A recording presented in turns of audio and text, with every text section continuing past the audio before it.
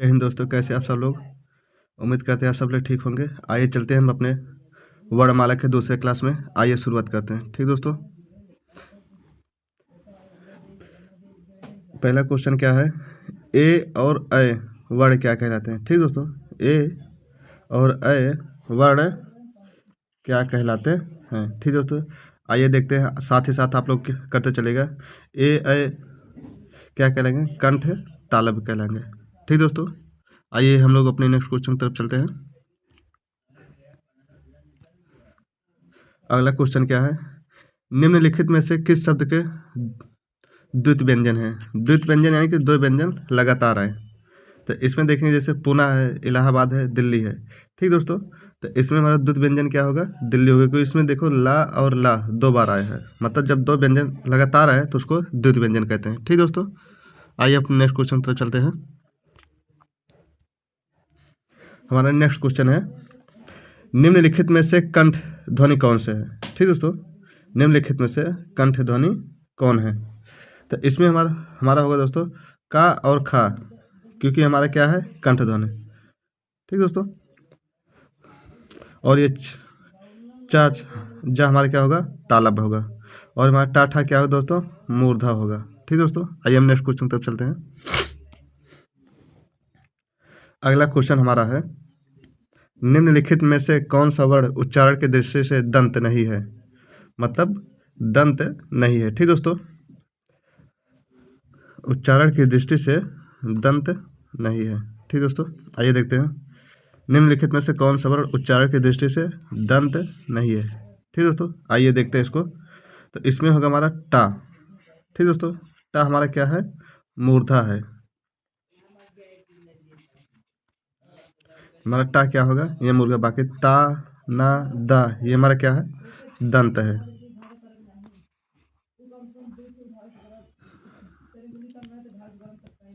चलिए अगला क्वेश्चन देखते हैं।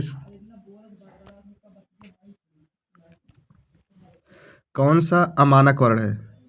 ठीक दोस्तों, हमारा अगला क्वेश्चन क्या करें, अमानक वर्ण।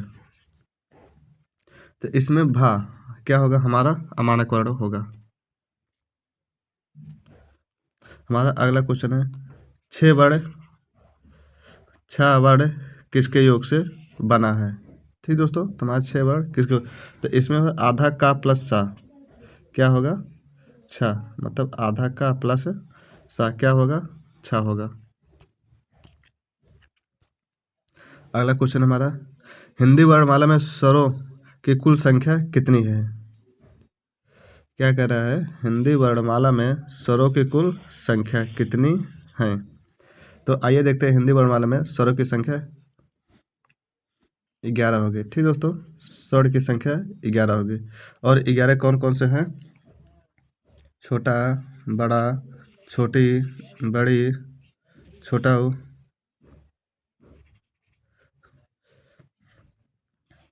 बड़ा उ, री, ए, आए। ठीक दोस्तों, ओ और औ। ठीक दोस्तों, ये हमारा क्या हो गया, स्वर हो गया। छोटा, बड़ा, छोटी, बड़ी, छोटा उ, बड़ा उ, री, ए, ऐ, ओ, औ। ये हमारा क्या होगा दोस्तों, स्वर हो गया। और इनकी संख्या कितनी होती है, 11। आइए हम अगला क्वेश्चन देखते हैं। नीचे दिए गए शब्दों में सबसे नवीन विकसित ध्वनि कौन सी है। क्या कह रहा है, नीचे दिए गए शब्दों में सबसे नवीन विकसित ध्वनि कौन है। तो इसमें खा और गा होगा सबसे नवीन विकसित ध्वनि। अगला क्वेश्चन है हमारा, निम्नलिखित में से एक वर्ण व्यंजन नहीं है। इसमें क्या कर रहा है, एक वर्ण व्यंजन नहीं है। ठीक दोस्तों, तो इसमें हमारा होगा उ। ये हमारा क्या है, स्वर है। ठीक दोस्तों,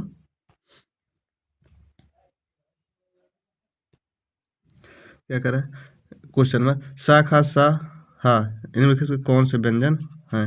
तो हमारा क्या होगा दोस्तों, ऊष्म संघर्षी व्यंजन होगा। ठीक दोस्तों, सा खा सा है हमारा क्या है, ऊष्म संघर्षी व्यंजन है। अगला क्वेश्चन कह रहा है, किस शब्द में री का री स्वर नहीं है। तो इसमें देखे कृपा, इसमें री आ रहा है दोस्तों, कृष्ण इसमें आ रहा है, दृष्टि इसमें भी आ रहा है, तो मतलब आज, आज में क्या हो दोस्तों, री नहीं आ रहा है।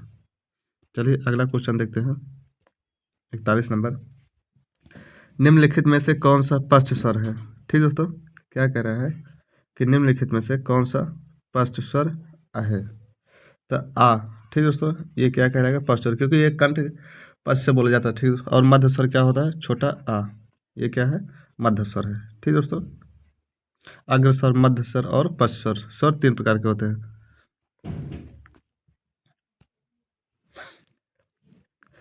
क्वेश्चन नंबर 42, 42 में क्या कह रहा है, निम्नलिखित में से कौन सा व्यंजन पार्श्विक है? ठीक दोस्तों, पार्श्विक व्यंजन, तो हमारा पार्श्विक व्यंजन होगा दोस्तों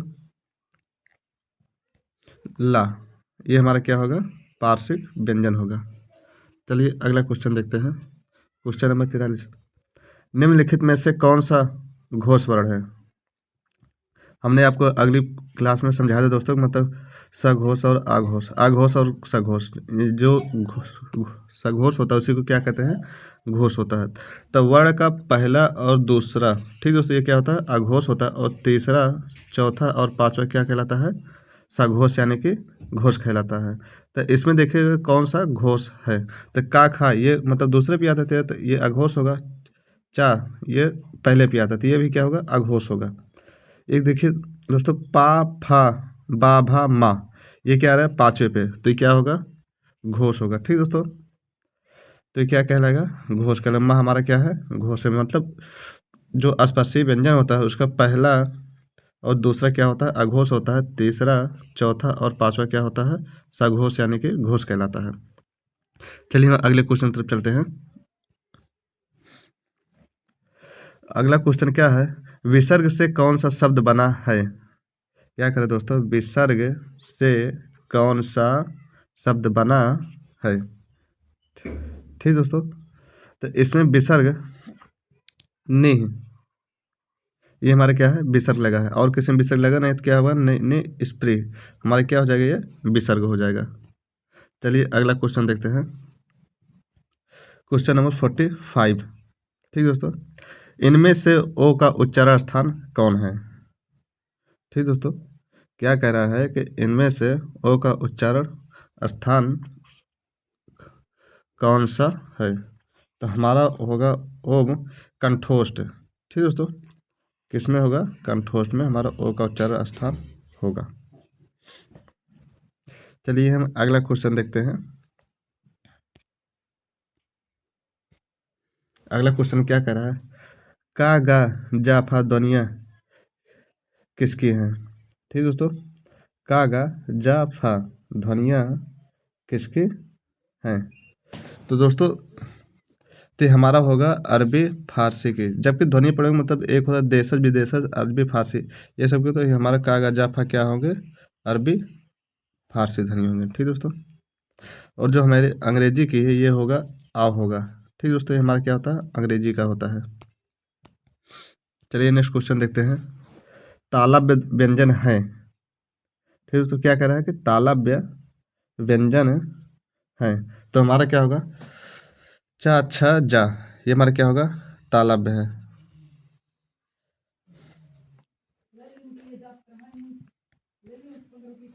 अगला क्वेश्चन क्या है, किस ध्वनियों को अनुस्वार कहा जाता है? इसमें क्या कह रहा है, किस ध्वनियों को अनुस्वार कहा जाता है? तो आइए पढ़ते हैं क्वेश्चन को। स्वर के बाद में आने वाली नासिक की ध्वनियाँ क्या कहलाता है, अनुस्वार। और स्वतंत्र रूप से उच्चारित ध्वनियाँ, तो ये तो बिल्कुल नहीं होगा दोस्तों। स्वर के साथ आने वाली ध्वनियाँ, ठीक दोस्तों, ये तो नहीं होगा। और व्यंजन के बाद आने वाली ध्वनियाँ, ठीक दोस्तों, नहीं, मतलब स्वर के बाद आने वाली नासिक की ध्वनियाँ क्या कहलाते हैं, अनुस्वार, ठीक दोस्तों, हमारा ए सही होगा। चलिए क्वेश्चन नंबर 49 देखते हैं। 49 में क्या कह रहा है, इनमें से कौन सा स्वर ध्वनि के प्रकार हैं? इनमें से कौन सा स्वर ध्वनि के प्रकार हैं? ठीक दोस्तों, तो इनमें से दीर्घ स्वर ये भी ध्वनि का प्रकार होता है, प्लुत स्वर ये भी ध्वनि का प्रकार होता है, हास्य स्वर ये भी ध्वनि का प्रकार होता है। तो इसमें क्या होगा, इनमें से सभी क्या होंगे, स्वर के प्रकार होंगे। ठीक दोस्तों, क्योंकि हमारा दीर्घ भी स्वर होता है, प्लुत भी स्वर के प्रकार होता है और हास भी स्वर के प्रकार होता है। ठीक दोस्तों, चलिए आइए हम अगला अपना क्वेश्चन देखते हैं। निम्नलिखित में से कौन से अर्ध स्वर कहलाता है? तो इसमें क्या होगा, यह हमारा क्या कहलाएगा, अर्ध स्वर कहलाएगा। ठीक दोस्तों, यह हमारा क्या है, अर्ध स्वर है।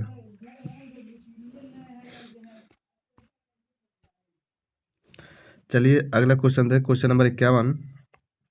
महाप्राण ध्वनियाँ व्यंजन वर्ग में किसके संबंधित हैं? महाप्राण ध्वनियाँ व्यंजन के किस वर्ग से संबंधित है? महाप्राण क्या होता है दोस्तों?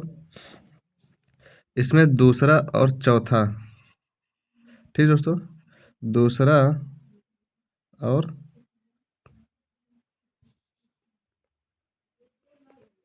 चौथा क्या होता है? नहीं दोस्तों, अल्प प्राण और महाप्राण।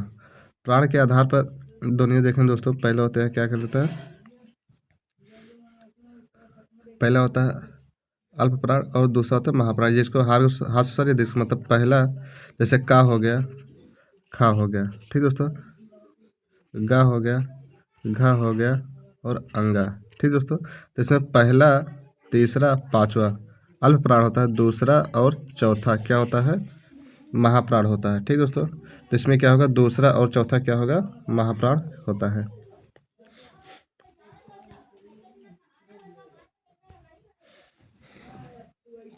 चलिए क्वेश्चन नंबर 52 देखते हैं। 52 में क्या कह रहा है, भाषा की सार्थक लघुत्तम इकाई है। ठीक दोस्तों, भाषा के सार्थक लघुत्तम इकाई क्या है दोस्तों, शब्द है। पहला क्या है, शब्द, दूसरा क्या है, पद है, तीसरा रचना है, चौथा वाक्य है। दोस्तों आप लोग बताइएगा, भाषा की सार्थक लघुत्तम इकाई। ठीक दोस्तों,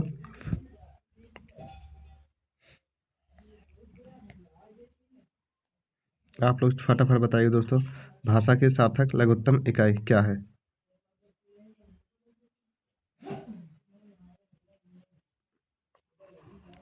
तो इसमें होगा दोस्तों रचना। ठीक दोस्तों, भाषा की सार्थक लघुत्तम इकाई रचना है।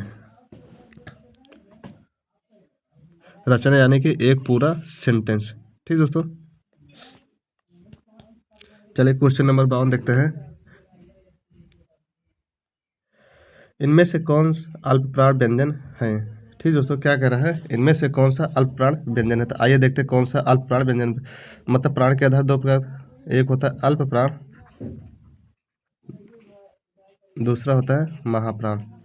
तो वर्ण का मतलब पहला, तीसरा और पांचवा क्या होता है, अल्पप्राण, और दूसरा और चौथा क्या होता है, महाप्राण। तो इनमें क्या क्या कह रहा है कि अल्पप्राण कौन सा है? तो इसमें देखेंगे का, खा, ये दूसरा है। ठीक दोस्तों, तो ये क्या होगा, महाप्राण होगा। चा, छा, ये चा, ये क्या होगा, अल्पप्राण होगा। तो इसमें क्या पूछा, अल्पप्राण, तो हमारा चा क्या होगा, अल्पप्राण होगा। ठीक दोस्तों, अल्पप्राण पूछा तो हमारा चा क्या होगा, अल्पप्राण होगा। आइए हम अगला क्वेश्चन देखते हैं। क्वेश्चन नंबर, इनमें से कौन सा वर्ण स्पर्श व्यंजन नहीं है? ठीक दोस्तों, इसमें क्या करें, इनमें से कौन सा वर्ण स्पर्श व्यंजन नहीं है? तो हमारा दोस्तों क्या होगा, यह हमारा स्पर्श व्यंजन नहीं होगा। ठीक दोस्तों,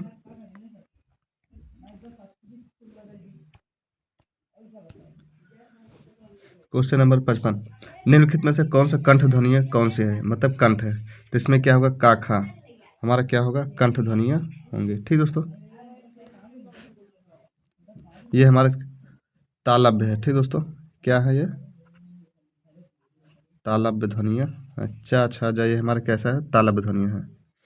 चलिए आइए हम लोग अगला क्वेश्चन देखते हैं अपना, वर्णमाला किसे कहते हैं? ठीक दोस्तों, वर्णमाला किसे कहते हैं? तो इसमें क्या है, शब्दों का समूह, ये तो बिल्कुल नहीं होगा। वर्णों के संकलन को, ठीक दोस्तों, क्या कह रहा है, वर्णों के संकलन को, तो बिल्कुल नहीं होगा। वर्णों का व्यवस्थित समूह, ठीक दोस्तों, ये हमारा क्या, वर्णों के व्यवस्थित समूह को क्या कहते हैं, वर्णमाला कहते हैं। ठीक दोस्तों, चलिए आइए देखते हैं, ये हमारा सही होगा कि वर्णों का व्यवस्थित समूह क्या कहलाता है, हमारा वर्णमाला कहलाता है। आइए हम अगला क्वेश्चन देखते हैं। वर्ण शब्द का अर्थ नहीं होता। ठीक है दोस्तों, क्या कह रहा है कि वर्ण शब्द का अर्थ नहीं होता। क्या होता नहीं होता? अक्षर। ठीक, वर्ण शब्द का अर्थ नहीं होता अक्षर। ठीक दोस्तों, आइए नेक्स्ट क्वेश्चन देखते हैं। क्वेश्चन नंबर, हिंदी शब्दकोश के अनुसार संतान, सकल, सचल, सक्षम शब्दों का सही क्रम है। ठीक दोस्तों, क्या कह रहा है कि हिंदी शब्दकोश के अनुसार संतान, सकल, सचल, सक्षम शब्दों का सही है। तो आप लोग फटाफट बताइएगा दोस्तों। तो इसमें से देखेंगे, पहला क्या है संतान, दूसरा क्या है सकल, तीसरा क्या है सचल, चौथा क्या है सक्षम। तो ये दोस्तों हमारा नहीं होगा, हमारा सही होगा दोस्तों पहला क्या होना चाहिए संतान, दूसरा क्या होना चाहिए सकल में का आना चाहिए दोस्तों दूसरे क्षण। तो हमारा क्या है का, और तीसरा सक्षम और चौथा सचल। ठीक है, तो संतान, सकल, सक्षम, सचल।